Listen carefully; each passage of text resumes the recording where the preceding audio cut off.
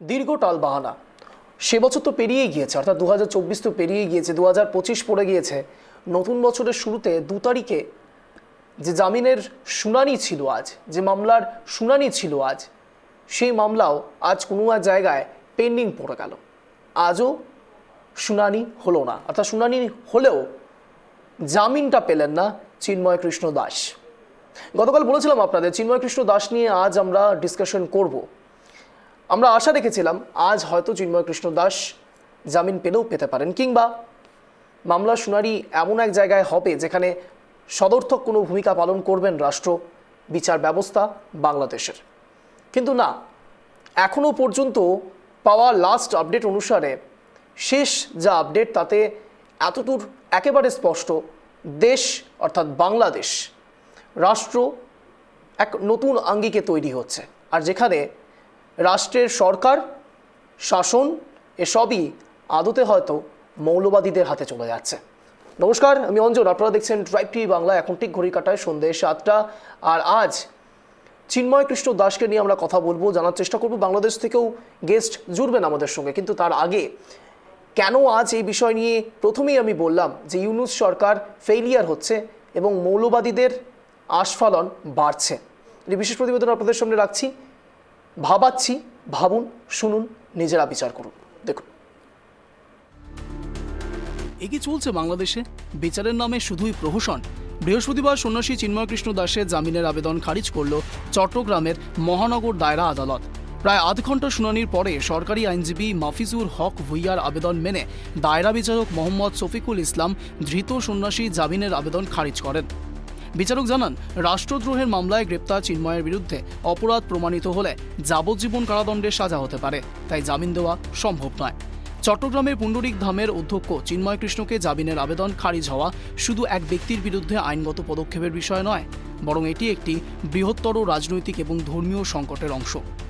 চিন্ময় কৃষ্ণের গ্রেপ্তারি যে মামলায় তাকে রাষ্ট্রদ্রোহী হিসেবে অভিযুক্ত করা হয়েছে তা নিয়ে প্রশ্ন উঠেছে। তবে এই মামলার পেছনে যে রাজনৈতিক কারণ এবং ধর্মীয় উত্তেজনা রয়েছে তা স্পষ্ট। 31শে অক্টোবর বিএনপি নেতা ফিরোজ খান চিন্ময় কৃষ্ণ সহ 19 জনের বিরুদ্ধে রাষ্ট্রদ্রোহের অভিযোগ দায়ের করেছিলেন। পরবর্তীতে তার বিরুদ্ধে ব্যবস্থা নেয় বিএনপি। যে বিষয়টি আরও উদ্বেগের তা হল আদালত চত্বরে ঘটে যাওয়া সহিংসতা এবং মৌলবাদী গোষ্ঠীগুলির ভূমিকা। 26শে নভেম্বর জামিনের আবেদন খারিজ হওয়ার পর আদালত চত্বরে হিন্দু বিক্ষোভকারীদের বিরুদ্ধে আইনজীবী আলিফের হত্যার অভিযোগ ওঠে এবং 11 জন হিন্দু বিক্ষোভকারীকে খুনের অভিযোগে গ্রেপ্তার করা হয়। এতে শুধু এক ব্যক্তি বা একটি দলের বিরুদ্ধে নয়, বরং জাতিগত এবং ধর্মীয় উত্তেজনা আরও গভীর হচ্ছে। 3 ডিসেম্বর এবং 12 ডিসেম্বরের পর আইনজীবীদের ওপর ইসলামী গোষ্ঠীগুলির হুমকি এবং ভীতি প্রদর্শন আরও একটি উদ্বেগজনক দিক। এর মাধ্যমে আদালত এবং বিচার ব্যবস্থায় স্বাধীনতার প্রশ্নবিদ্ধ হতে শুরু করেছে। আইন ও বিচার বিভাগের প্রতি এই ধরনের হুমকি শুধু বিচার ব্যবস্থার প্রতি মানুষের আস্থা নষ্ট করে, বরং দেশের আইন শৃঙ্খলা পরিস্থিতিকেও অস্থিতিশীল করে তোলে। এছাড়া চিন্ময় কৃষ্ণের পক্ষে আইনজীবীদের ওপর চাপ তৈরি এবং তাদের বিরুদ্ধে হুমকি দেওয়ার ঘটনা গণতান্ত্রিক প্রক্রিয়াকে মারাত্মকভাবে ক্ষতিগ্রস্ত করতে পারে। যে পরিস্থিতিতে আদালতে সুষ্ঠু বিচার হওয়ার কথা, সেখানে যদি আইনজীবী এবং বিচারকরা ভীত সন্ত্রস্ত হয়ে থাকে, তবে বিচার প্রক্রিয়া কতটা স্বাধীন এবং ন্যায্য হবে তা নিয়ে প্রশ্ন উঠতে বাধ্য। এর ফলে প্রশ্নের মুখে দাঁড়িয়েছে বাংলাদেশের বিচার ব্যবস্থার স্বাধীনতা এবং মৌলিক মানবাধিকার। চিন্ময় কৃষ্ণের জামিনের আবেদন খারিজ হওয়া যে দেশের ধর্মীয় এবং রাজনৈতিক পরিবেশের পক্ষে একটি গুরুতর ও ভয়ঙ্কর ছবি তা স্পষ্ট। বাংলাদেশ এবং সে দেশের বিচার ব্যবস্থা কি পারবে সঠিক এবং ন্যায্য দৃষ্টিভঙ্গি গ্রহণ করতে, নাকি মৌলবাদীদের খপ্পরেই থেকে যাবে ইউনূস সরকার? বাংলাদেশ জুড়ে চর্চায় এটাই। অঞ্জন দাসের রিপোর্ট, ট্রাইব টিভি বাংলা। কেন বললাম বলুন তো? বুঝতে। তার কারণ আজ যে সামগ্রিক পরিস্থিতির সৃষ্টি হয়েছে বাংলাদেশে তা সত্যিই নজিরবিহীন। চিন্ময় কৃষ্ণ দাসকে হয়তো আর জামিনই দেওয়া হবে না, এমনটাও কিন্তু আশঙ্কা থেকেই যাচ্ছে। আর ঠিক সেই জায়গা থেকে বাড়তি কথা নয়, গেস্টদের সঙ্গে আলাপচারিতা করব। এই মুহূর্তে আমাদের সঙ্গে যারা জুড়ে রয়েছেন আমাদের সঙ্গে মাননীয় অমলেন্দু দত্ত অ্যাডভোকেট, আমাদের সঙ্গে জুড়ে রয়েছেন মাননীয় সৌমেন চক্রবর্তী বিজেপি সমর্থক, জুড়ে রয়েছেন অ্যাডভোকেট সুমন কুমার রায় বাংলাদেশ থেকে জুড়েছেন। আপনাদের তিনজনকেই স্বাগত ট্রাইব টিভি বাংলায় সন্ধ্যে 7টার এই শোতে। আমি প্রথম প্রশ্নটাই জানার চেষ্টা করব সুমনবাবুর থেকে। সুমনবাবু, প্রথমত তো আজ যে ছবিটা আমরা দেখতে চাইছিলাম, হয়তো সঠিক বিচারটা পাবে চিন্ময় কৃষ্ণ দাস, এবং তার সঙ্গে সঙ্গে চিন্ময় কৃষ্ণ দাস যদি সত্যিই কোনো দোষ করে থাকে তাহলে তো সেটা আলাদা বিষয়, বাট এটা তো বিচারের নামে প্রহসন চলছে সুমনবাবু। এটা প্রশ্ন এটা আপনি জানেন যে যে মামলায় তাকে গ্রেপ্তার করা হয়েছে সে মামলায় আইনিগত কোনো ভিত্তি নাই। তারপরেও যেহেতু তাকে সেই মামলায় গ্রেপ্তার করা হয়েছিল, আমরা ধরে নিয়েছিলাম যে নিম্ন কোর্টে এই মামলার জামিন দেওয়ার ইখতিয়ার নাই। তবে অবশ্যই জেলা জজ কোর্টে আমরা এই মামলার ন্যায় বিচার পাবো এবং তিনি জামিনে মুক্ত হবেন। তো সেই ক্ষেত্রে জেনে উনি জামিনে যেহেতু মুক্ত পান নাই, সেই ক্ষেত্রে আমরা এতটুকু বলতে পারি যে আমরা ন্যায় বিচার থেকে বঞ্চিত হয়েছে এবং আইন এবং বিচার বিভাগের প্রতি মানুষের যে আস্থা, সে আস্থার জায়গাটা কিছুটা হলেও খর্ব হয়েছে বলে আমি একজন আইনজীবী হিসেবে মনে করি। এটা তো খুব সত্যি কথা, কিন্তু আমার প্রশ্ন হচ্ছে সুমনবাবু, আপনি তো বাংলাদেশে থাকছেন, আপনার গলার সুরে এটা একদম স্পষ্ট যে চিন্ময় কৃষ্ণ দাসের সঙ্গে অন্যায় হচ্ছে। ভয় করছে আপনি ভারতের কোনো সংবাদ মাধ্যমের সামনে এই কথাগুলো বলছেন? ভয় পাওয়ার কোনো কিছু নাই, যেটা সত্য সত্য বলতে হবে। আমরা এখানে যারা আছি সেটা হলো, আমরা আইনজীবী হিসেবে অনেক সময় চাইলেও আপনাদের মতো যারা পাবলিকের মতো অনেক কিছু আমরা বলতে পারি না। আমরা আইনের ভিতরে থেকেই আমাদেরকে বলতে হবে। আমি তো কথা একদম স্পষ্ট যে এই মামলার যেহেতু আইনি কোনো ভিত্তি নাই, সেহেতু আমরা ভেবে নিয়েছিলাম যে জেলা জজে এই মামলার জামিন হবে। যেহেতু সেখানে জামিন হয় নাই, সেই ক্ষেত্রে আমরা ন্যায় বিচার পাই নাই এবং আমরা মনে করি যে আহ এটা প্রপার জাস্টিস চিন্ময় প্রভুর উপরে হয় নাই। কি মনে করছেন সুমনবাবু, কেন হচ্ছে এরকম? এটার অনেকগুলো কারণ থাকে। একটা রাষ্ট্রে অনেকগুলো পলিসি থাকে। শুধু যে এই সময় তা না, সব সরকারের সময় বাংলাদেশে যারাই সত্য বা ন্যায়ের কথা বলতে চেয়েছে তাদেরকেই এইভাবে আইনের বেড়া জানে তাদেরকে ই করা হয়েছে। শুধুমাত্র আপনি এই এই চিন্ময় প্রভুর বিষয় না, এটা বাংলাদেশের একটা আহ, আইন বিভাগ বা বিচার বিভাগ বা প্রশাসন, এটা রাজনৈতিক ভাবে এক কথায় বিভিন্ন ক্ষেত্রে পরিচালিত হওয়ার জন্য চেষ্টা করা হয়। রাজনৈতিক প্রভাব মুক্ত এখনো পর্যন্ত হতে পারে নাই। তাই যে সরকারের ক্ষমতায় আসুক না কেন, সেই সরকার যখন যাকে মনে করে সেই বিরোধী রাজনৈতিক দল বা যারা মাঠে থাকে তাদেরকে দমন নিপীড়ন করার জন্য বিভিন্ন ধরনের মিথ্যা মামলা দিয়ে তাদেরকে সেইভাবে হয়রানি করা করা হয়। আপনি কিন্তু সুমনবাবু, চিন্ময় কৃষ্ণ দাস তো কোনো পার্টি করেন না, কোনো দলের সঙ্গে যুক্ত নন, কিন্তু একজন সন্ন্যাসী। পার্টি বা কোনো কিছু নয়, বিষয়টা বুঝতে হবে। এটা যেহেতু আমরা জানেন যে আমরা বাংলাদেশের সংখ্যালঘুরা শুধু এখন থেকে না, 1946 সালের যে দাঙ্গা হয়েছিল, দাঙ্গার পরে নোয়াখালীর যে দাঙ্গা 1947 সালে আপনি জানেন যে দেশভাগ হয়। দেশভাগের পরে 1949 সালে প্রজাস্বত্ব আইনের নাম করে আমাদের যে জমিদারি প্রথা সেই থেকে উচ্ছেদ করে আমাদের যে সহায় সম্পত্তি ছিল সনাতনী সম্প্রদায়ের, সেগুলো কিন্তু সেখানে গ্রাস করা হয়। পরবর্তী সালে যে পাক ভারত যুদ্ধ হয়েছিল, সেই যুদ্ধের সময় বাংলাদেশে যারা বসবাস করেছে সেই সনাতনী সম্প্রদায়ের সম্পত্তিকে অর্পিত সম্পত্তি অর্থাৎ শত্রু সম্পত্তি হিসেবে গণ্য করা হয়।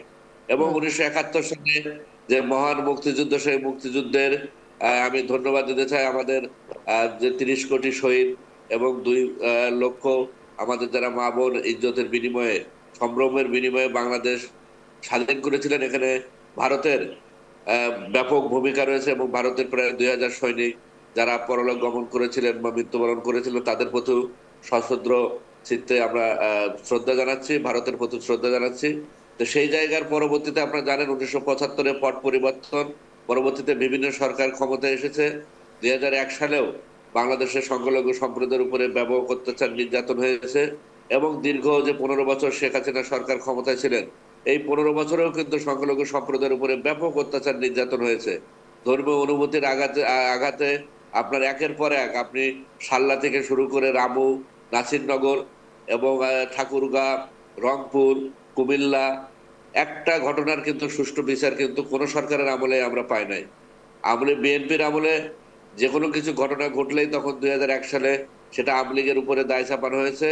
দীর্ঘ 15 বছর আওয়ামী লীগ সরকার ক্ষমতা আমলে সংখ্যালঘুদের অত্যাচার নির্যাতন জমি দখলের বিষয়ে কিন্তু বিএনপির উপরে বা জামাতের উপরে দায় চাপানো হয়েছে।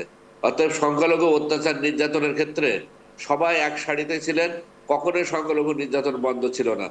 এবং বাংলাদেশে যে কথাটা বললাম যে যে দলই ক্ষমতায় থাকুক না কেন, এবং 5 তারিখের পরেও আপনারা দেখেছেন যে একটা অন্তর্বর্তী সরকার ক্ষমতায়, সেই সরকারের সময়ও সংখ্যালঘু নির্যাতন বন্ধ হয় নাই এবং নিয়মিত চলছে। এবং গতকালই আমাদের মৌলভীবাজার একটা মন্দিরে সেখানে পুরোহিতকে আঘাত করে তার দান বাক্স চুরি সহ সেই মন্দিরের বিগ্রহকে ভাঙচুর করা হয়েছে। এটা প্রতিনিয়ত ঘটনা, নিত্য নৈমিত্তিক ঘটনায় এটা পরিণত হয়েছে। তারপরেও আমি যেটা বলতে চাই, যেটা বলতে চেয়েছি, দেশে এটা কালচারে পরিণত হয়েছে যে যে দলই ক্ষমতায় থাকুক, যখন যে ক্ষমতায় থাকে সে রাষ্ট্রযন্ত্রকে, আইন বিভাগকে, শাসন বিভাগকে এবং বিচার বিভাগকে তাদের করায়ত, তাদের মতো করে ব্যবহার করে। সেই ক্ষেত্রে ন্যায় বিচার কতটুকু আমরা পাবো সে বিষয়টা সেই ক্ষেত্রে চিন্ময়দারের বিরুদ্ধে যে মিথ্যা মামলা হয়েছিল, এটি ষড়যন্ত্রমূলক মামলা, যে মামলাগুলো ভিত্তি নাই, তাকে গ্রেফতার করার মূল কারণ হলো রাষ্ট্রীয় যন্ত্র এবং রাষ্ট্র চায় না, এবং রাতে চায় না সনাতনী বাংলাদেশের সনাতনী সম্প্রদায় ঐক্যবদ্ধ হয়ে তাদের ঐক্যবদ্ধ হয়ে তারা দেওয়া সেই দাঁড়িয়ে দেওয়ার সেই রাষ্ট্রযন্ত্র হয়তো হয়তো বা কেন হচ্ছে সেটা আমরা জানি না। কিন্তু আমরা এই আন্দোলনে আমরা একটা গাড়ি ভাঙচুর করি নাই, কোনো ধরনের সহিংসতা আমরা করি নাই। তারপরেও চিন্ময় কৃষ্ণদাস ব্রহ্মচারীকে এই ধরনের একটা মিথ্যা মামলায় গ্রেপ্তার করা হয়েছে, যার কোনো আইনগত ভিত্তি নেই। এবং আমরা ভেবেছিলাম যে জেলা জজে এই মামলার জামিন দিবে, কিন্তু যেহেতু আমরা জামিন পাই নাই, আমরা আশা করি যে উচ্চ আদালতে আমরা জামিন পাবো। শুনতে পেলেন যারা দর্শকরা এই মুহূর্তে দেখছেন আমাদের, নিশ্চয়ই শুনতে পেয়েছেন সুদূরবর্তী বাংলাদেশ থেকে পার্শ্ববর্তী রাষ্ট্র একজন অ্যাডভোকেট জুড়েছেন যার নাম মাননীয় সুমন কুমার রয়। তিনি সরাসরি বলছেন যে চিন্ময় কৃষ্ণ দাসের বিরুদ্ধে যেসব আইনি প্রক্রিয়া করা হচ্ছে তা সম্পূর্ণটাই অবাঞ্ছনীয় এবং রাষ্ট্রের এখানে সম্পূর্ণ কিছু প্রোপাগান্ডা রয়েছে যার ভিত্তিতে তাকে এইরকম শাস্তির সম্মুখীন হতে হচ্ছে। মূলত আপনাদের সামনে একটি ডেটা রাখার চেষ্টা করব। বাংলাদেশে কখন এবং কোথায় ইসকন মন্দিরে হামলা হয়েছিল, অফিসারকে বলবো একবার ফুল স্ক্রিন করতে।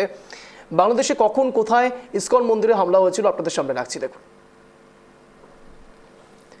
2009 সাল চট্টগ্রামের ইসকন মন্দিরে পরিচালিত অনাথ আশ্রমে হামলা। 2015 সাল দিনাজপুরে ইসকন মন্দিরে সন্ত্রাসীদের হামলা, আহত 2। 2016 সাল সিলেটে ইসকন মন্দিরে মৌলবাদীদের হামলা, আহত 10।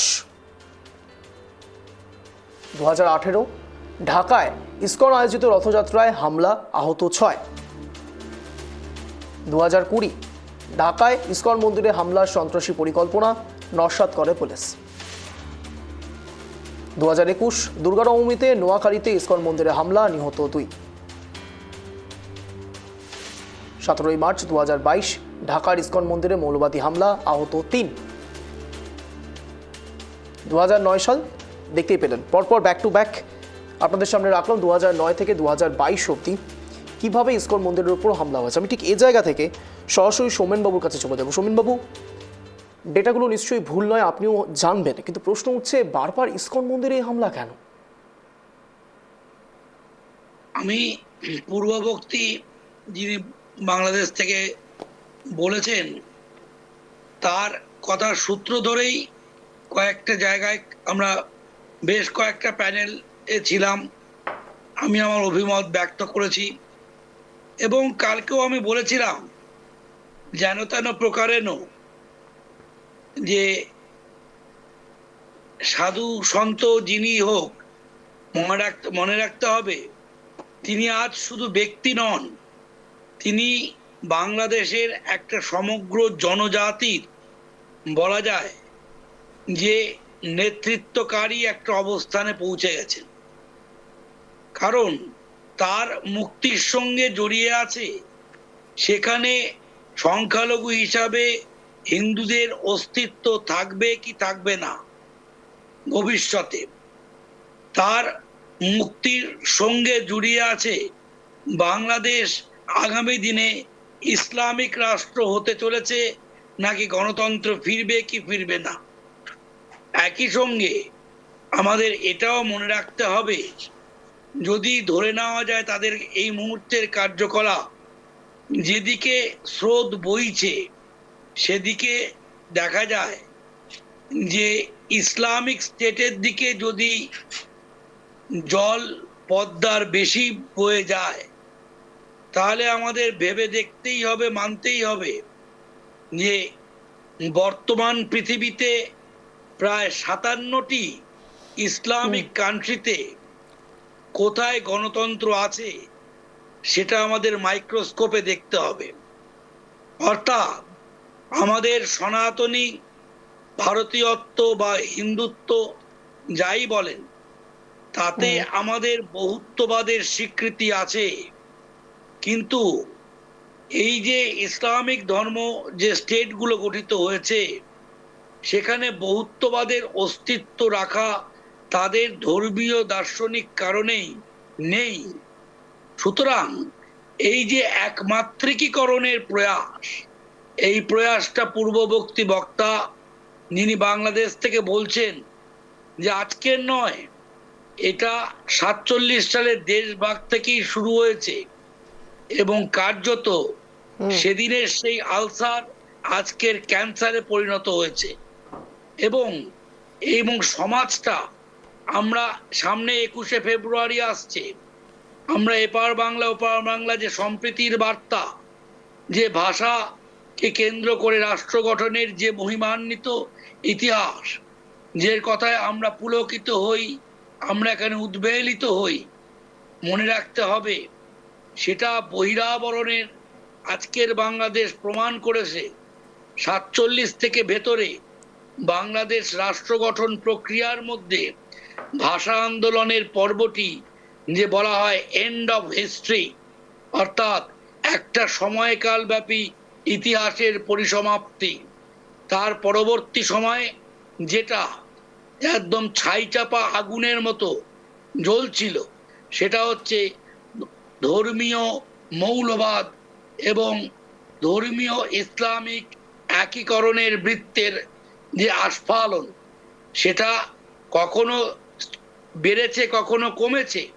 কিন্তু যে আমরা ধরে নিই শেখ হাসিনার সময়ে এটা একেবারে লুপ্ত ছিল, সেটা একদম অমূলক আইডিয়া। সেটা আমার পূর্ববর্তী বক্তার থেকেই আমরা শুনতে পেয়েছি এবং তথ্য প্রমাণও তাই দেয়। আজকের যে অবস্থান, সেটা বলা যায় বাংলাদেশ গঠন প্রক্রিয়ার মধ্য দিয়েই, রাষ্ট্র গঠনের মধ্য দিয়েই আজকে আমাদের একটি কথাকে স্মরণ রেখে দিতে হবে। বাংলা ভাষায় কথা বললেই সেখানে আমরা এক জাতিসত্তা ধরে নিতে পারি না। স্পেন ভাষায় কথা বলছে দেখেই লাতিন আমেরিকায় সব ভূখণ্ড স্পেনীয় নয়। তাই আমাদের ইতিহাসের ভাবনা চিন্তায় পার্শ্ববর্তী দেশ বাংলাদেশকে আবার নতুনভাবে যে বলা হয় রিহিস্ট্রি, ইতিহাসের পুনর্নির্মাণের প্রয়োজন। এবং একই সঙ্গে প্রতিবেশী রাষ্ট্র হিসাবে ভারত রাষ্ট্র তার বৈদেশিক সম্পর্কেরও পুনর্নির্মাণের ক্ষেত্রে বাস্তববাদী পদক্ষেপ নেবে বলেই আমার পুরো বিশ্বাস।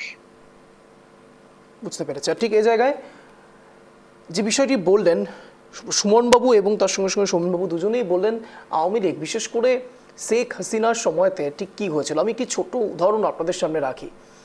অনেকেই ভাবতে পারেন আওয়ামী লীগ নিয়ে কেন কথা বলছি না আমরা, তার কারণ এখন আওয়ামী লীগের সরকার আর নেই, সেই জন্যই বলছি না। কিন্তু আওয়ামী লীগেরও অনেক প্ররোচনা এবং তার সঙ্গে সঙ্গে অনেক ভূমিকা রয়েছে যা ভারতের ইতিহাসও যথেষ্টই মর্মদায়ক। আমি একটি ছোট্ট এক্সাম্পল আপনাদের সামনে রাখি, যদি কিছু ভুল হয় সৌমেনবাবু আপনি কারেকশন করে দেবেন। আমি ঠিক মনে করতে পারছি যখন বুদ্ধদেববাবুর সময় ছিল তখন সম্ভবত শেখ হাসিনা এখানে এসছিলেন এবং বুদ্ধদেববাবু তখন অনুপ্রবেশ নিয়ে একটি কথা জিজ্ঞেস করেছে, বলেছিলেন যে এখানে অনেক অনুপ্রবেশ চলে আসছেন এবং সেখানে শেখ হাসিনা তখন বলেছিলেন আমাদের দেশের এতটাও আকাল পড়েনি, এতটাও সমস্যা এখনও তৈরি হয়নি যে অনুপ্রবেশকারী ভারতে আসতে পারে।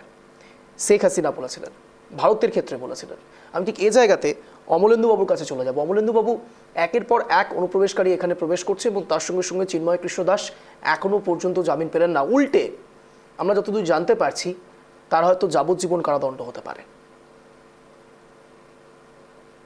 হ্যাঁ, দেখুন অঞ্জনদা, আজকে চট্টগ্রামের মেট্রোপলিটন ম্যাজিস্ট্রেটের কোর্টে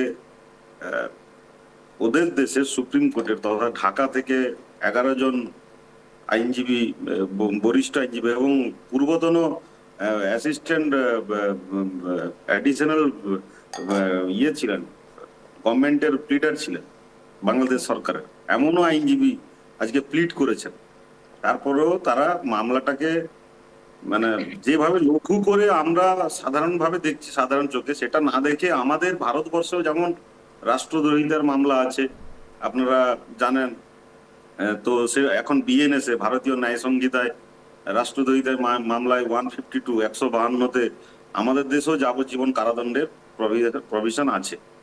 তো আমাদের কাজ হচ্ছে যে মামলাটা যে অ্যাকিউজডের এগেনস্টে আছে সেই মামলাটার দিশা যদি আদালতে আমরা প্রমাণ করতে না পারি যে মামলাটা যে ধারা দেওয়া হয়েছে সেটা ঠিক নয়, তাহলে যে ধারা দেওয়া হয়েছে সেই ধারা অনুযায়ী তো বেল না পাওয়ারই কথা। যদি স্টেটের এগেনস্টে কোনো মামলা হয় বা স্টেটের এগেনস্টে রাষ্ট্রদ্রোহিতার মামলা, কনস্পিরেসি, হ্যাঁ রাষ্ট্র, স্টেট তথা রাষ্ট্র, মানে রাষ্ট্রের এগেনস্টে যদি কোনো কনস্পিরেসি হয় বা কোনো বক্তব্য হয়, তাহলে দেশদ্রোহিতার মামলা যেভাবে হয় আমাদের দেশেও হয়। এবং সেটা এখন বিএনএস, আগে আইপিসিতে 124 ছিল, এখন 124A ছিল, এখন ভারতীয় ন্যায় সংহিতায় 152-তে লাইফ ইমপ্রিজনমেন্টের আমাদের দেশেও প্রভিশন আছে। কথা হচ্ছে আমাদের কাজ হচ্ছে যে উনি কি সত্যিকারের রাষ্ট্র, ওদের দেশের আইন অনুযায়ী বা সংবিধান অনুযায়ী সত্যিকারে কি রাষ্ট্রদ্রোহিতার কোনো কার্যকলাপের সাথে তিনি যুক্ত ছিলেন কি ছিলেন না, সেটা আদালতে আইনজীবীদেরকে প্রমাণ করতে হবে। এবারে সেটা উনাদের আইনজীবীরা লোয়ার কোর্টে সাধারণত কি হয় না, এই ধারা থাকলে লোয়ার কোর্ট থেকে বেল পাওয়া যায় না, সেটা আমাদের দেশেও বেল হয়। তো সেটা তাদের আইনজীবীরা বলেছেন যে তারা হাইকোর্টে অ্যাপিল করবেন এই অর্ডারের এগেনস্ট। তো এটা আজকে অন্তত একটা সদিচ্ছা বা একটা সদর্থক ঘটনা বলা যাবে যে আইনের আশ্রয়ে তার কথাটা শোনা হয়েছে বা তার অ্যাডভোকেটদের প্লিড করতে দেওয়া হয়েছে, যেটা আগে হয়েছিল না। আমরা আশা করব, আপনারা জানেন বাংলাদেশের যে সেনা প্রধানও বিবৃতি দিয়েছেন, তাদের দেশের যারা যে প্রথম সারির পত্রিকাতে সেটা ছাপাও হয়েছে, যে বাংলাদেশের সেনা প্রধান বলেছেন যে আমরা কখনোই চাই না যে ভারতের সাথে আমাদের সম্পর্ক খারাপ হোক, ঠিক, বা ভারতের সাথে আমরা কখনো ধৃষ্টতা করব না যে ভারতকে কখনো চোখ রাঙানোর বা ভারতের বিরুদ্ধে যুদ্ধ ঘোষণা করা। তো তিনি এটাও বলেছেন, প্যারালালি তিনি সেনাপ্রধান এটাও বলেছেন, ঠিক যেমন ভারতের উপর আমাদেরকে অবলম্বন করতে হয়, ঠিক অনেক ক্ষেত্রে বাংলাদেশের ওপরেও ভারতকে অনেক বেশি হেল্প নিতে হয়, সাহায্য নিতে হয়, মানে অর্থাৎ ভাইস ভার্সার কথা বলছেন তিনি। ওটা বিজনেস মানে আদান প্রদানের কথা বলেছেন। ঠিক, কোনো আপনার প্রতিবেশী দেশের সাথে কূটনৈতিক আদান প্রদান বা যেরকম সম্পর্ক থাকা উচিত সেটাই, পণ্যের আদান প্রদান, এসব সম্পর্ক তাহলে ওদের দেশের সেনা প্রধান, সাধারণত মুসলিম কান্ট্রিগুলো যেগুলো আমাদের প্রতিবেশী দেশ, তাদের সেনা প্রধানদের বক্তব্যকে তাদের দেশের মোস্ট অফ অল মানে কি লিডারের থেকেও বেশি গুরুত্ব দিয়ে দেখা হয়। এটা আপনারাও জানেন, আমরা ভারতীয়রা প্রত্যেকে জানি যে পাকিস্তানের প্রাইম মিনিস্টারের কোন একটা বক্তব্য যতটা গুরুত্ব আছে তার থেকে বেশি তাদের সেনা প্রধানের গুরুত্ব বেশি। আজকে শেখ হাসিনা প্রধানমন্ত্রী ওই দেশ ছাড়ার পরে সেনা প্রধান প্রথম বিবৃতিতে এইসব কথাগুলো বলেছেন। তাহলে এই কথাগুলো ওনারা বলতে বাধ্য হয়েছেন কেন না, ভারত সরকার যথারীতি এই বিষয়টার উপরে, বাংলাদেশে যে সংখ্যালঘুদের তথা আমাদের হিন্দু ভাই বোনেদের উপরে অত্যাচার হচ্ছে, সেটাকে নিঃসন্দেহে ভারত সরকার যেটা বিদেশ মন্ত্রকের থেকে বা বিভিন্ন সচিবের মাধ্যমে তাদের যে যোগাযোগ বা তাদের যে কথোপকথন, সেইভাবে কড়া বার্তা দেওয়া হয়েছে বলে তাদের সেনা প্রধানকে বিবৃতি দিতে বাধ্য হয়েছেন। কেননা আপনারা জানেন যে যে ঘটনাগুলো ঘটছে সেগুলো সাধারণত কি হয়, তাদের দেশে কোনো এখন সরকার নেই, তাদের দেশে হচ্ছে জামাতি আতঙ্কবাদী এদের দ্বারা চালিত কিছু মানুষ, একটা ইন্টারিম গভর্নমেন্টও বলা যায় না, তাকে একটা প্রশাসক হিসাবে কাজ করছে। আমাদের রাজ্যে যেমন পৌরসভার ভোট হয়েছিল না, পৌরসভা 2 বছর প্রশাসক বসানো ছিল, তখন পৌরসভার কোনো কাজ করতে গেলে সাধারণ মানুষকে প্রশাসকরা বলতো যে এখন কাউন্সিলর নেই, কোনো কাজ হবে না, এইভাবেই সাধারণ মানুষকে বিভ্রান্ত করতো। তো সে দেশেও সেই জিনিস হচ্ছে, নির্বাচিত কোনো যদি সরকার না থাকে তাহলে কারোর কোনো দায়বদ্ধতা থাকে না। তাদের বাংলাদেশকে এখন যারা চালাচ্ছে প্রশাসন, তাদের মানুষের প্রতি কোনো দায়বদ্ধতা নেই, কেননা তারা সেটা অর্জন করেছে ক্ষমতার বলে বা আন্দোলনের মাধ্যমে বা জোর করে। তাহলে এই ঘটনাটা আমাদের হিন্দু ভাই বোনেদেরকেও, যদি আমাদের 2.5 কোটি হিন্দু ভাই বোনেরা একত্রিত হয়ে আন্দোলনমুখী হয়ে ওঠেন বা নিজেরা একত্রিত হন, তাহলে নিঃসন্দেহে আজকে তাদের যেই প্রশাসক যারা আছে বা তাদের যারা কন্ট্রোল করছে প্রশাসনটাকে, তারা নিঃসন্দেহে ভয় পেতে বাধ্য।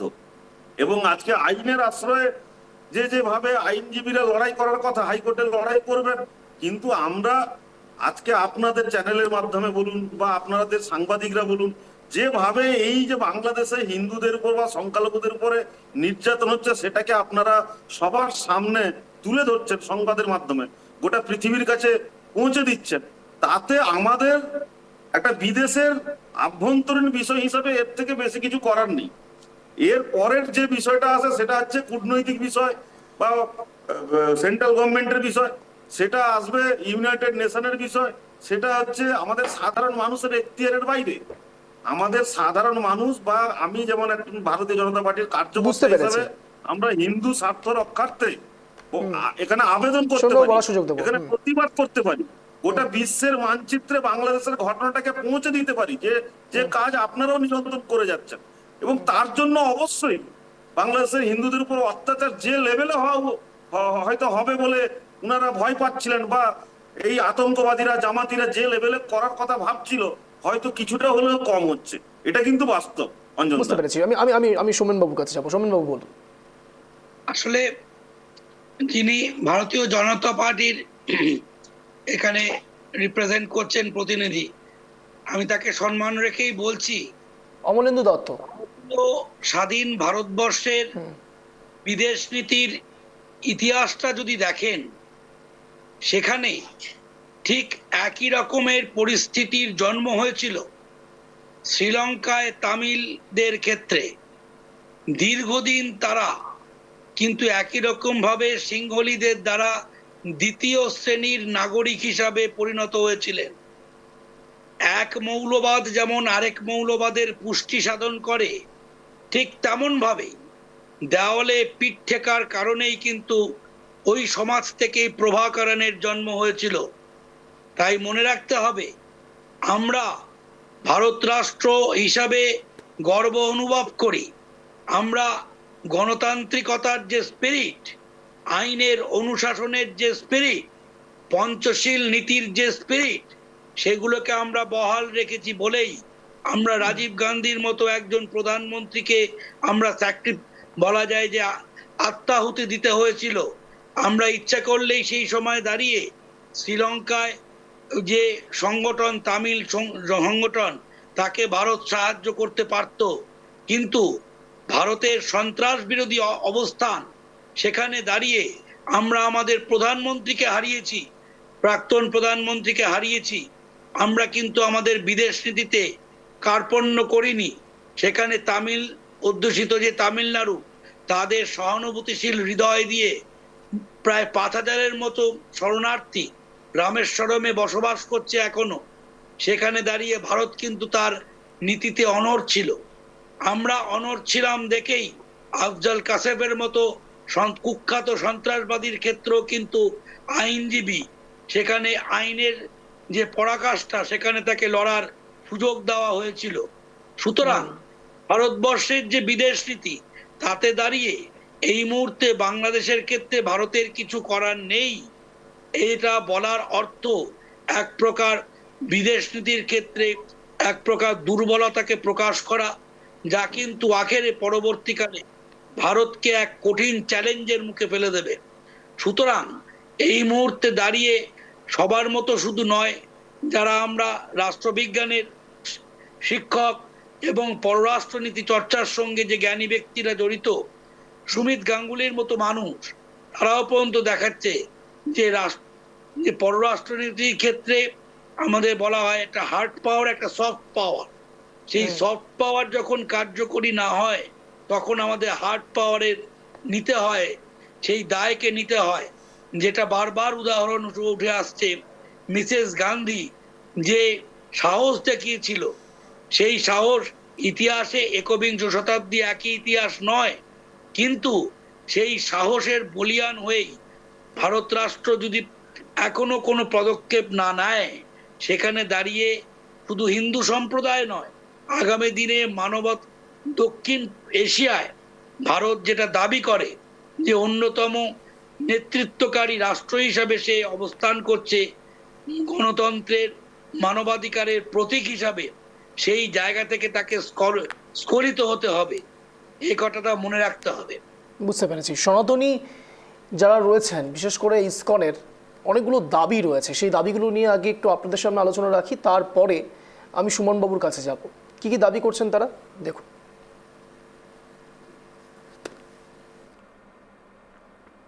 বাংলাদেশি হিন্দু নেতার প্রথম আইনজীবী।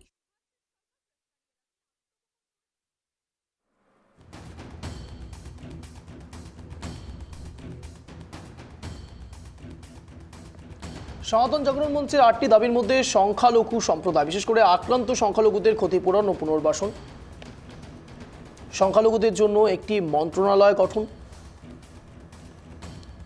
দখল করে নেওয়া মন্দিরের সম্পত্তি ফিরিয়ে দেওয়া, স্কুল কলেজ ও হস্টেলে সংখ্যালঘুদের জন্য প্রার্থনা স্থান তৈরি, সংখ্যালঘু সম্প্রদায়ের শিক্ষা প্রতিষ্ঠানের সম্প্রসারণ, দুর্গাপুজোর জন্য 5 দিনের সরকারি ছুটি, সংখ্যালঘুদের বিরুদ্ধে অপরাধে জড়িতদের অবিলম্বে বিচারের জন্য বিশেষ ট্রাইব্যুনাল গঠন, সংখ্যালঘু সম্প্রদায়ের সুরক্ষার আইন প্রণয়ন,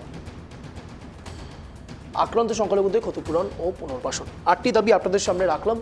এটা সনাতন জাগরণ মঞ্চের তরফ থেকে বলা হচ্ছে। আমি ঠিক এই জায়গায় সুমনবাবুর কাছে চলে যাব। সুমনবাবু, যে 8টি দাবি করা হচ্ছে, তার মানে এই 8টি দাবি বাংলাদেশে নেই, অর্থাৎ 8টি দাবি পূরণ করার মতো কোনো ইনফ্রাস্ট্রাকচার বাংলাদেশের কাছে নেই। সুমনবাবু, শোনা যাচ্ছে না। সুমনবাবু, আনমিউট করুন প্লিজ। সুমনবাবু, কাইন্ডলি আনমিউট করুন। দাদা শোনা যাচ্ছে, বলেছেন অঞ্জন দা ইসকনের 8 দফা দাবি, এটা কোনো ইসকনের দাবি না। হ্যাঁ, এটা বাংলাদেশের সনাতনী সম্প্রদায়ের 3 কোটি সনাতনী সম্প্রদায়ের অধিকার এবং অস্তিত্বের দাবি, প্রত্যেকের দাবি, ঠিক। এবং আন্দোলনের সাথে ইসকন কোনো একটা গ্রুপ মাত্র, যেমন 100 গ্রুপের ভিতরে তারা একটা গ্রুপ। এখানে বাংলাদেশ সনাতন জাগরণ, আপনি বলতে চাইছেন ইসকনও এদের মধ্যে রয়েছেন, কিন্তু ইসকনে আলাদা করে নেই, সনাতন জাগরণ মঞ্চ পুরোপুরি ভাবে এটা 8টা দাবি করছে, তাই তো? প্রথম যখন আমাদের ছাত্র যুবদের হাত ধরে এই আন্দোলন প্রথমে ঢাকাতে শুরু হয়, আর চিন্ময় প্রভুর নেতৃত্বে চট্টগ্রামে উনি বিভিন্ন নামে ওখানে উনি আন্দোলন শুরু করেন।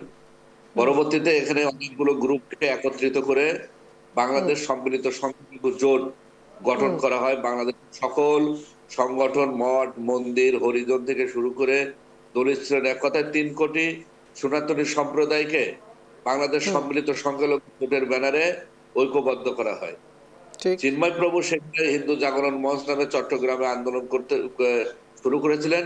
সেখান থেকে তাকে আমরা ঢাকার 4 অক্টোবর সমাবেশে অতিথি করি। পরবর্তীতে 2টা জোট ওনাদের বাংলাদেশ, পরবর্তীতে ওনারা নাম দেন বাংলাদেশ সনাতন জাগরণ মঞ্চ, আর আমাদের বাংলাদেশ সম্মিলিত সনাতন জাগরণ জোট, যেটা সেটা বাংলাদেশ সম্মিলিত সনাতন জাগরণ জোট নামে একটা আমাদের 18 তারিখে আনুষ্ঠানিক আত্মপ্রকাশ করে, এবং সেখানে চিন্ময় প্রভুকে মুখপাত্র হিসেবে ঘোষণা করা হয়। তা সেই 8 দফা দাবি তার আগেই 9 তারিখে আমাদের ছাত্র যুবরা সেটা শাহবাগে সেটা প্রকাশ করেছিলেন। এই 8 দফা দাবির সাথে বাংলাদেশের যেমন বিভিন্ন মঠ মন্দির রয়েছে, ছাত্র যুব সহ বিভিন্ন পেশার মানুষ রয়েছে, ঠিক সেইভাবে ইসকনের মৌন সমর্থন আছে। বাট ইসকন এই আন্দোলনের সাথে কোনোভাবেই ওতপ্রোতভাবে ইসকন আনুষ্ঠানিকভাবে বা প্রাতিষ্ঠানিকভাবে এখানে জড়িত না। এটা হলো মূল বিষয়। চিন্ময় প্রভু উনি পুণ্ডরিক ধামের একজন অধ্যক্ষ, উনি একজন হিন্দু নেতা হিসেবে, সনাতনী নেতা হিসেবে, সনাতনীদের দীর্ঘদিনের যে 53 বছরের যে 100 বছরের যে শোষণ, বঞ্চনা, অত্যাচার, নির্যাতন, সেই জায়গা থেকে যে 1000 বছর ধরে আমি যদি বলি যে ভারতবর্ষের হিন্দুরা কখনো ঐক্যবদ্ধ হতে পারে নাই, যার কারণে আজকে পুরো ভারতবর্ষ মুঘল, পাঠান, আফগানদের দ্বারা পুরো ভারতবর্ষ কিন্তু এক সময় কিন্তু আমরা পরাজিত হয়েছিলাম। কারণ আমাদেরকে ঐক্যবদ্ধ আমরা হতে পারি নাই সবসময়ের জন্য।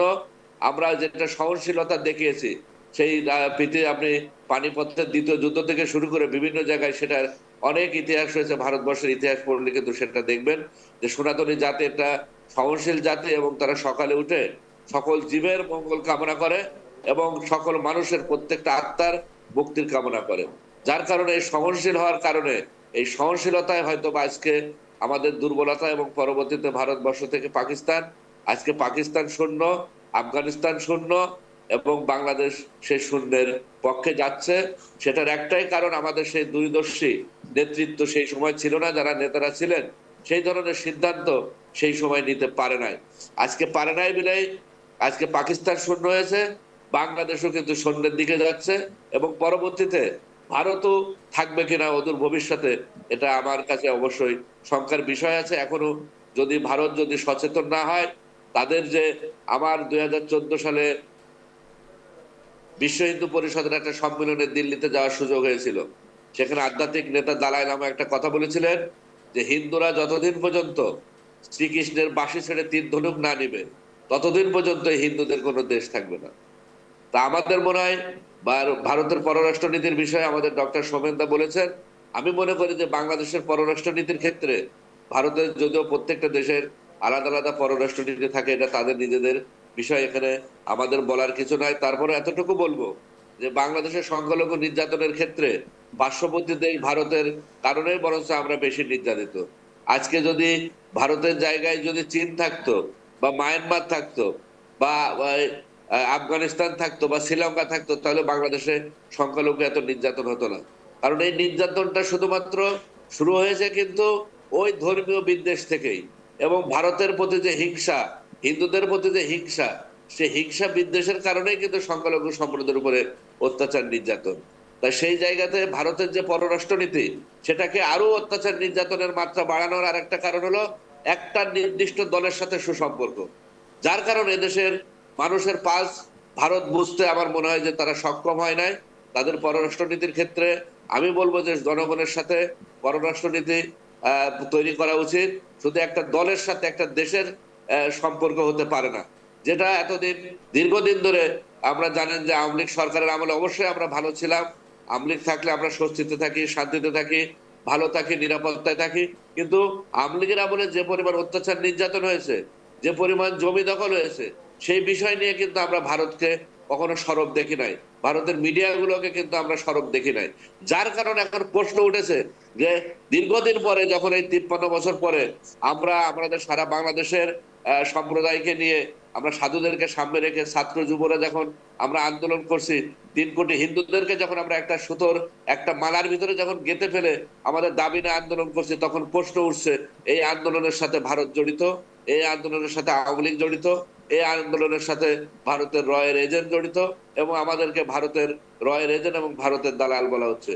যদিও আমরা আওয়ামী লীগের 15 বছরে যখন আন্দোলন করেছি, তখন আমাদেরকে বিএনপি জামাতের এজেন্ট বলা হয়েছে। এটা বাংলাদেশের যে দলই ক্ষমতায় থাকুক না কেন, প্রত্যেকটা দলকে দমন নিপীড়ন করার একটা অত্যন্ত কৌশল। কিন্তু ভারতের প্রতি আমাদের একটা অনুরোধ থাকবে যে আপনারা এখন যেভাবে সরব হয়েছেন, বিভিন্ন বিষয় নিয়ে যেভাবে মিডিয়ায় প্রকাশ করছেন, আওয়ামী লীগের আমলে এত বড় বড় ঘটনা ঘটেছে, রামু থেকে শুরু করে নাসিরনগর, আমরা একসাথে 22টি জেলায় 8 দিন ধরে অত্যাচার নির্যাতন হয়েছে কোরআন শরীফকে কেন্দ্র করে কুমিল্লায়, তখন আমরা আপনাদেরকে সরব হতে দেখি নাই। যার কারণে বাংলাদেশের মানুষ মনে করে যে এখন সরব হওয়ার উদ্দেশ্য হলো ভারত আমাদেরকে উস্কে দিচ্ছে, ভারত আমাদেরকে ইন্ধন দিচ্ছে, ভারত আমাদেরকে অর্থ সহযোগিতা করছে এবং আমাদের আন্দোলনকে বিভিন্নভাবে প্রশ্নবিদ্ধ করার চেষ্টা করছে।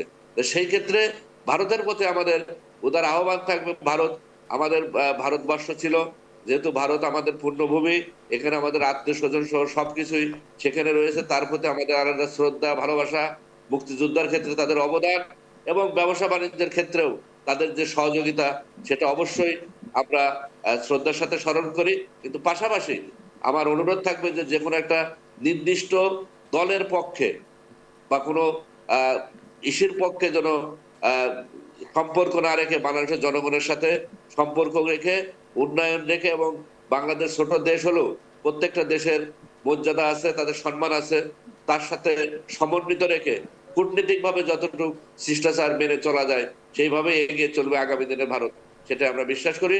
এবং সংখ্যালঘু সম্প্রদায়ের উন্নয়নের ক্ষেত্রে, সংখ্যালঘু সম্প্রদায় উন্নয়নের ক্ষেত্রে ভারত কি ভূমিকা রেখেছে আমরা জানি না। এখানে কথা বললে আসলে অনেক প্রশ্ন আসে, অনেক বিষয়।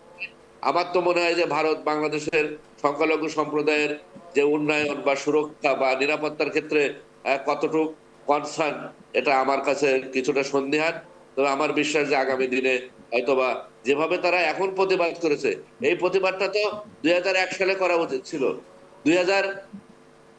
আওয়ামী লীগের আমলেও করা উচিত ছিল, তারা তো সেটা করে নাই।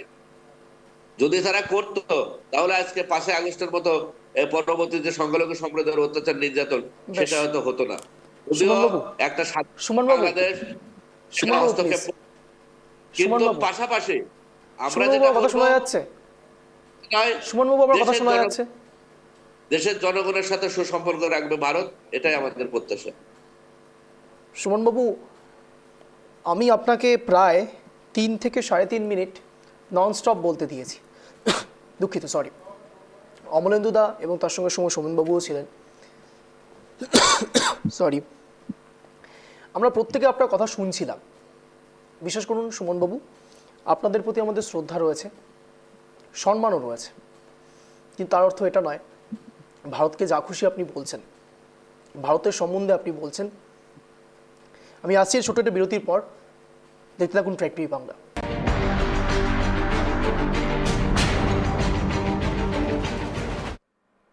আমি সরাসরি আলোচনায় আসবো। আমি সুমনবাবুর কাছে ছিলাম। সোমবাবু, আপনি বলছেন যে ভারত বাংলাদেশের এই যাবতীয় সামগ্রিক পরিস্থিতির পেছনে কিছু হলেও ইন্ধন যোগাচ্ছে। আপনি হয়তো জানেন না, আপনি বলছেন যে এখন সরব হয়েছি আমরা, আমরা বরাবর সরব সংখ্যালঘুদের জন্যে। আমরা বলতে সুমনবাবু, চাচ্ছি যে সুমনবাবু কাইন্ডলি, আপনি যখন বলেছেন তখন আমি কিছু বলিনি। সুমনবাবু, আমরা সুমনবাবু কাইন্ডলি আমরা বলতে চাচ্ছি যে শুনে নিন ভালোবাসা, বন্ধুত্ব সবসময় একরকম হওয়া উচিত। কোনো সময় জ্বরের তাপমাত্রা, এখানে যারা মানে তাপমাত্রা বেশি বাড়লে যেমন জ্বর হয়, আবার কমে গেলে যেমন প্রেশার লো হয়ে যায়, আপনি তো জানেনই। তো সেটাই আমি বলতে চাচ্ছি যে সম্পর্কটা উত্থান পতন হতে পারে, কিন্তু অনেক সময় বেশি, অনেক সময় কম হলে সেটার বাংলাদেশের সাম্প্রদায়িক শক্তিগুলো সেটার সুযোগ নিয়ে আমাদের উপরে আরো বেশি অত্যাচার নির্যাতন করে। আমি সেই আমরা সব বিষয়টা মানছি। বলতে চাচ্ছি। সুমনবাবু, আপনি একদম ঠিক বলেছেন, আমি মানছি, আপনার প্রত্যেকটা কথা মন দিয়ে শুনছিলাম। আমার বক্তব্য এবং যুক্তি হচ্ছে একটি জায়গাতেই। আপনি বলছেন নির্দিষ্ট একটি রাজনৈতিক দলের সঙ্গে আলাপ আলোচনার থেকেও বড় প্রশ্ন হচ্ছে বাংলাদেশের সাধারণ মানুষের সঙ্গে সম্প্রীতি বজিয়ে রাখা। বাংলাদেশের যাবতীয় সাধারণ মানুষকে রিপ্রেজেন্ট কারা করেন? সরকার করেন। আমাদের গোটা ভারতের সাধারণ মানুষকে রিপ্রেজেন্ট কারা করেন? আমাদের দেশের সরকার করেন। এটা খুব স্বাভাবিক, সে দেশের সরকারের সঙ্গে আমাদের লায়াজও মেনটেন করতে হবে, কিন্তু তার অর্থ এটা নয় বাংলাদেশের সাধারণ মানুষকে আমরা উপেক্ষা করছি। যদি তাই করতাম তাহলে 2001 সালেও আমাদের ভারতের মিডিয়া সংখ্যালঘুদের উপর নির্যাতন নিয়ে কোনো কথাই বলতেন না। আপনি হয়তো ভারতের মিডিয়া অনেকগুলো দেখেননি, ভারতের মিডিয়া চ্যানেল অনেকেই সংখ্যালঘুদের উপর শুধুমাত্র বাংলাদেশে নয়, যে কোনো দেশে যদি কোনো সংখ্যালঘু থেকে থাকে তাহলে সেই দেশ নিয়ে, সেই সংখ্যালঘু নিয়ে ভারতবর্ষের সংবাদ মাধ্যম অন্তত আলোচনা করে। আপনি জেনে থাকবেন। আরেকটি প্রশ্ন আপনাকে বলি, আপনি বলছেন ভারত ইন্ধন যোগাচ্ছে একটু ইনডিরেক্টলি। বিশ্বাস করুন কিচ্ছু যোগাচ্ছি না আমরা উল্টে আপনাদের হয়ে কথা বলছি, যারা সেখানে সত্যি সংখ্যালঘু হয়ে রয়েছেন, যাদের উপর দিনের পর দিন অত্যাচার হচ্ছে। আপনাকে জানিয়ে রাখি, বিএনপি সমর্থক আমাদের এই প্যানেল ডিসকাশনে এসেছিলেন। তিনি একজন অ্যাডভোকেট আপনারই মতো, এবং তিনি সরাসরি বলে গিয়েছেন বাংলাদেশের বুকে কোনো সংখ্যালঘু অত্যাচারিত হচ্ছেন না। অন্তত তার চোখে পড়েনি, আমাদের চোখে পড়ছে। পার্শ্ববর্তী রাষ্ট্র তো আমাদের চোখে পড়েছে, ভারতের চোখে পড়েছে। আমরা এক একদিন এমন রকম ফুটেজ দেখিয়েছি যেখানে স্পষ্টত দেখা যাচ্ছে সেখানে সংখ্যালঘু নির্যাতন চলছে। তারপরেও বিএনপি সমর্থক বাংলাদেশে বসে রয়েছেন, তিনি এই কথাগুলো বলছেন। ভারতবর্ষের মিডিয়া নয়। সুমনবাবু, আমরা আপনাদের সম্মান করি, তাই এরকম ভাববেন না কখনো যে ভারতবর্ষের মিডিয়া কিংবা ভারতবর্ষের কোনো রিপ্রেজেন্টেটিভ, কোনো সাধারণ মানুষ আপনাদের এই দুর্যোগের সময়তে অন্তত নিজেদের হাত সেঁকবে। এটা করছে না কেউ। আমরা উল্টে আপনাদের ভালো চাইছি, আপনাদের মঙ্গল কামনা করছি। প্রতিদিন গলা তুলে, আওয়াজ তুলে আমরা বারবার প্রশ্ন করে যাচ্ছি। হ্যাঁ, আপনি বলতে পারেন ইউনূস সরকারকে কেন বলছি, তার কারণ এখন অন্তর্বর্তীকালীন সরকার ইউনূস সরকারই রয়েছেন। যদি সেটা হাসিনা সরকারের সময় হতো তখনও আমরা একই কথাই বলতাম, আলাদা কথা বলতাম না। তার কারণ সেখানে সরকার ম্যাটার করছে না, ম্যাটার করছে সংখ্যালঘু সম্প্রদায়।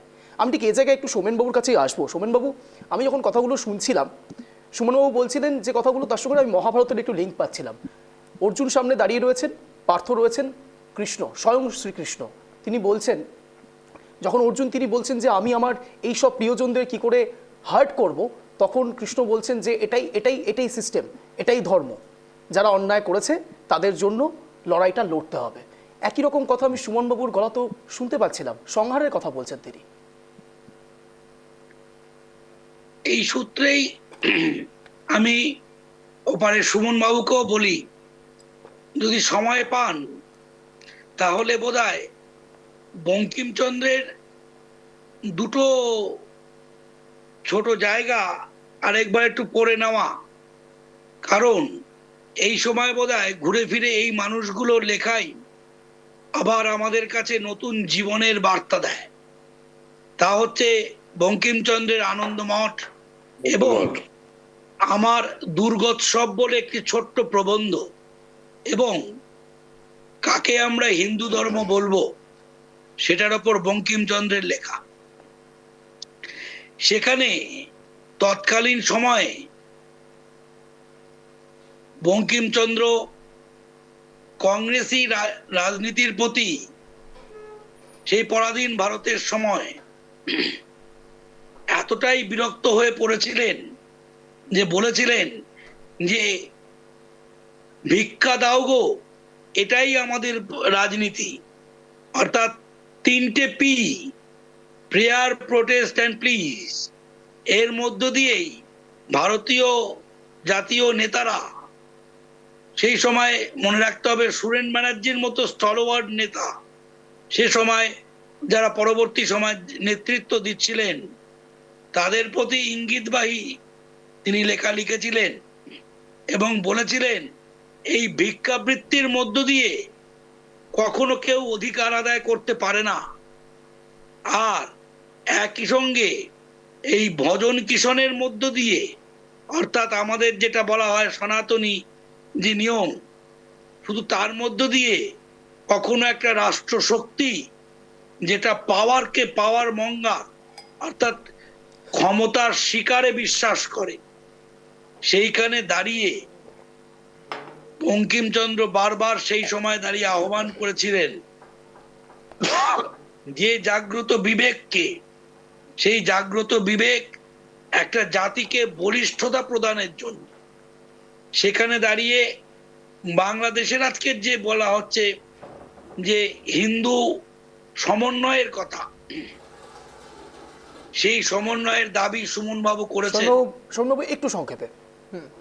হ্যাঁ, তাই ভারতবর্ষের নাগরিক হিসাবে আমরা এটুকুনি বলবো যে বাংলাদেশকে, আমি প্রথমেই বলেছি আজকে আমার বক্তৃতায়, যে প্রতিবেশী ক্ষুদ্র রাষ্ট্র হিসাবে আমরা দেখছি, আর ভারতবর্ষ বৃহৎ গণতান্ত্রিক দেশ হওয়ার জন্য তার কিছু ফরেন পলিসি নেওয়ার ক্ষেত্রে কিছু টেকনিক্যাল কিছু জায়গা থাকে, এটাও মানতে হবে।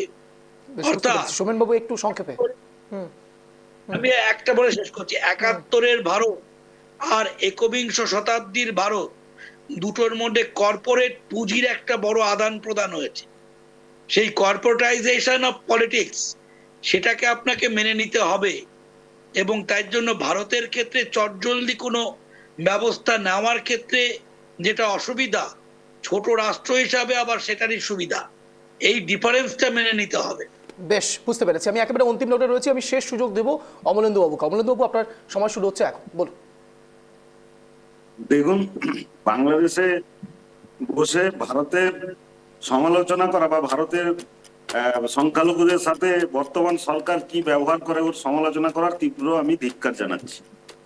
আমাদের ভারতের বর্তমান সরকার বিগত 12 বছর ধরে যে সশক্তভাবে ভারতবর্ষের সমস্ত সম্প্রদায়ের উন্নয়ন এবং সমস্ত ভারতবর্ষের সমস্ত কোনায় কোনায় যে সামগ্রিক উন্নয়ন পৌঁছে দিয়েছে, সেটা গোটা বিশ্বের মানচিত্রে আজকে, তার জন্য আমাদের যশস্বী প্রধানমন্ত্রী মোদীজি আজকে বিশ্ববরণ্য নেতা হিসেবে প্রতিষ্ঠা পেয়েছেন। আর ভারতবর্ষে সংখ্যালঘুরা যথেষ্ট সুরক্ষিত, তারা তাদের ধর্মাচরণ করতে পারে, তাদের কোনো অ্যাকিউজড কেউ থাকলে তার হয়ে যে কোনো অ্যাডভোকেট কোর্টে তার হয়ে প্লিড করতে পারেন। সংক্ষেপে। চিন্ময়কৃষ্ণ প্রভুর মতন সেখানে কোর্টে প্লিড করতে গেলে তাদেরকে ধরে মারামারি করা হয় না। ভারতবর্ষে এরকম ঘটনা ঘটে না। সব থেকে বড় কথা, আজকে বাংলাদেশের যে আমাদের সনাতনী ভাইদের হয়ে ভারতের আমরা হিন্দুরা কিভাবে ভাবছি, এটাকে যদি তারা সরকারের সাথে গুলিয়ে ফেলেন, সরকার আজকে তার বৈদেশিক নীতি অনুযায়ী যা কাজ করার করছে, সরকারের যিনি প্রধান তার সাথেই সম্পর্ক রাখবে। ভারতবর্ষের যখন বিএনপির নেত্রী প্রধানমন্ত্রী ছিলেন, তখনও ভারতবর্ষের পররাষ্ট্র নীতি অনুযায়ী সেই প্রধানমন্ত্রীর সাথে তাদের সম্পর্ক রেখেছিল, এবং আওয়ামী লীগের শেখ হাসিনা আমি সেটাই বলেছিলাম অবনীন্দ্র দা, আমি সেটাই বলেছিলাম। আমি একেবারে অন্তিম লগ্নে রয়েছি। আমি অনুরোধ করব, বাংলাদেশের সনাতনীরা 3 কোটি মানুষকে একত্রিত করে তাদের দেশে আন্দোলন সংগঠিত করুন, তাদের বেশ। দেশের সংবিধান অনুযায়ী তাদের সুরক্ষা পাওয়ার জন্য। ভারতের দিকে আঙুল তোলার দরকার নেই। অমলেন্দু দা আর সময় দিতে পারছি না, আমি একেবারে অন্তিম লগ্নে রয়েছি। আমি নিতান্তভাবে ক্ষমা প্রার্থী সুমন বাবুর কাছে, আমি আর সময় দিতে পারছি না, একেবারে অন্তিম লগ্নে রয়েছি। প্লিজ এটা ভাববেন না যে আপনাকে আমি সময় দিলাম না, আমি চেষ্টা করেছি আপনাকে এনাফ টাইম দেওয়ার জন্য, কিন্তু আর সময় নেই হাতে। আপনাদের তিনজনকেই অনেক ধন্যবাদ রেড টিভি বাংলা আসার জন্য, সন্ধ্যে 7টার এই শোতে জয়েন করার জন্য। যে কথা বলে আজকের এই স্পেশাল শো শেষ করব। মূলত দেখুন, ইউনূস সরকার যা করছেন তা যদি সত্যি এইভাবে চলতে থাকে, তাহলে আমরা বারবার বলতে বাধ্য হব যে রাষ্ট্র সম্পূর্ণ মৌলবাদীদের হাতে চলে গিয়েছে। না হলে চিন্ময় কৃষ্ণ দাসের এখনো পর্যন্ত জামিন মিলছে না। তার দোষ, সে এখন অভিযুক্ত রাষ্ট্রদ্রোহী মামলায়। আদৌ সে দোষিত নাকি সবটাই স্ক্যাম, কোনটা? এই কথা বলেই আজকের এই স্পেশাল শো শেষ করবো। এরকমই শো দেখার জন্য প্রতিদিন সন্ধ্যে 7টায় নজর রাখুন রেড টিভি বাংলার পর্দায়। নমস্কার।